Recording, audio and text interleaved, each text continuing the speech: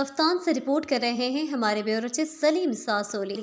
वज़ीर आला बलोचिस्तान और IGFC साउथ बलोचिस्तान की खुसूसी हिदायत पर पाक ईरान के सरहदी शहर तफ्तान में FC 112 विंग और ज़िले इंतज़ामिया की जानिब से खुली कचहरी का एहतमाम किया गया। मज़ीद तफसीलात के लिए हमारे रिपोर्टर सलीम सासोली बलोच इस रिपोर्ट को मुलाहिज़ा फरमाइए।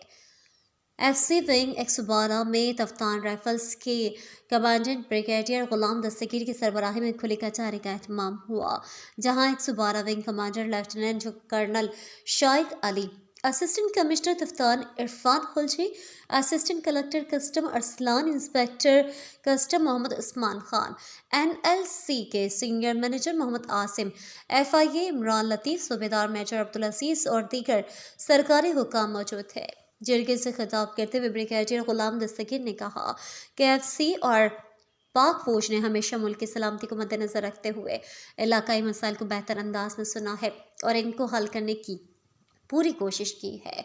इसके अलावा इलाके में मुख्तलिफ तालीमी प्रोग्राम, मेडिकल कैंप का भी इनेकाद किया गया है। उन्होंने कहा कि अवामी जरगे का मकसद इलाके के मसाइल को सुनना और फिर इनको हल करना होता है। उन्होंने कहा कि अवाम दुश्मन अनासर की बातों में ना आएँ और अपने इलाकों में अमन और भाईचारगी को फ़रोग़ दें। उन्होंने कहा कि IGFC साउथ बलूचिस्तान के अहकामात पर रुखशान डिवीज़न में पकड़े गए तमाम गाड़ियों को तरतीब के साथ छोड़ रहे हैं। असिस्टेंट कमिश्नर तफ्तान इरफान खुलजी ने जरगे से खिताब करते हुए कहा कि जरगे में आवाम के मसाइल सुन रहे हैं और इन्हें रिलीफ भी दे रहे हैं। इस जरगे के तवस्सुस से 2 असातिज़ा की तैनाती भी अमल में लाई गई है।